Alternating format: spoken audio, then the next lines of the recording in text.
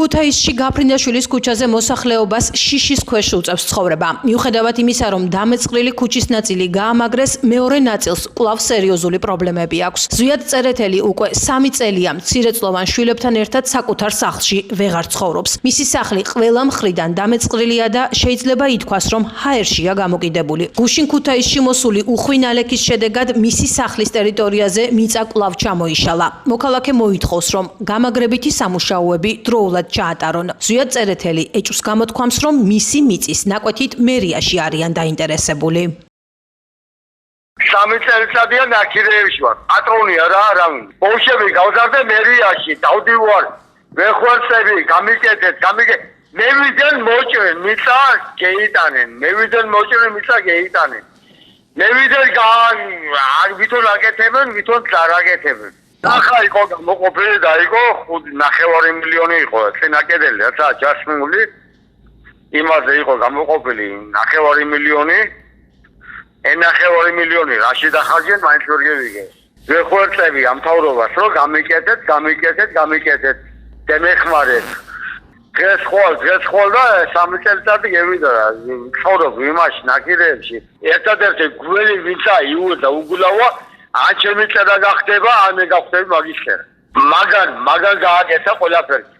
აცილი მოწონს, სახიფათო მდგომარეობა, მაგემა შექმნეს, სახიფათო მდგომარეობა. დაანგრევა უნდა გაფრინდაშვილის ქუჩის და კედებას, რომ იგი დაანგრიონ ქუჩა.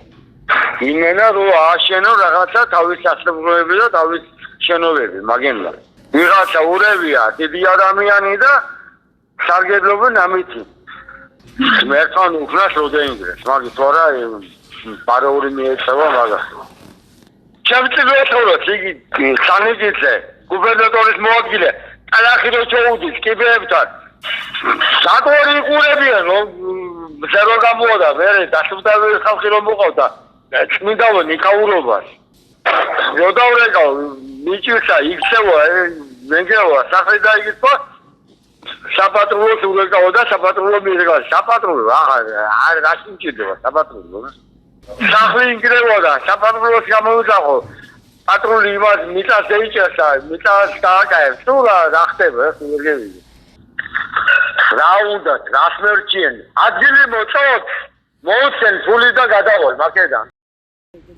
გაფრინდაშვილის ქუჩაზე მცხოვრები ადამიანები აღნიშნავენ, რომ დიდი საფრთხის ქვეშ უწევთ ცხოვრება. ისინი ასევე ამბობენ, რომ სანიაღვრეები, რომლის მეშვეობითაც გორიდან მომავალი წყალი რიონში ჩაედინებოდა, აღარ არსებობს. შესაბამისად, გორაზე მიწა წყლით არის გაჟღენთილი და მოსახლეობისათვის სულ უფრო და უფრო საშიში ხდება.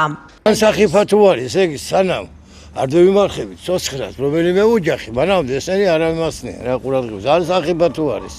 ხალხს ვით ალახები შემოდის სახში და მეწყერი რო მოდის, იგი წყალი შემოდის სახში ხალხს. აქ ყველგანიგი არის, მეწყერი ხდება. აი იქედას მეწყერი წამოვიდა რამდენიმე ხნის უკან.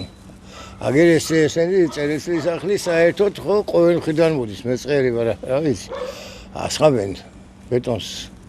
ვითომ თავისკურით, მაგრამ იმის დაკეთებენ, რო არ არის საჭირო რა. რომ დაგეკეთებიათ ბეტონი საბური კი დაკეთ გააკეთენ. ხო და ეგერ კიდე რას გააკეთენ მიატოვენ, ეგია ტალახებია კი უყურებთ, ეგერ რას ვიგავს, ეგ რა შეგეთ ტალახებში. ქალაქის ცენტრში. ხო, ასე რომ პატრონი არ აყავს საქართველოს ამ ქუჩას აიგანებულია. მაგი მოიყვანენ მანქანა კიდე გეოლოგიური რაღაც უნდა გავაკეთოთო და აი არჩევნებამდე და მე აღარ ჩანს, აღარც მანქანა, აღარც არჩევნები და არაფერი. იყო მანქანა იყო მოწყობილი სანიაღვრეები, ამას მე სადრეს კომუნისტური მას რო უძახით ჩვენ. ხო და ეხლა უკვე მოშლილია ყველაფერი, ახვიდეთ ახლა გორაზე და იქ ტყეში შეხვიდეთ, უკვე დვილია მიწა. გაჟღენთილი არის სულებით. წლებით. ასე რომ აქ დიდი სამუშაოები უნდა და რა ვიცი, პატარები არ გააკეთენ და რა ვიცი, მე ახლა სასაგზავენ არის.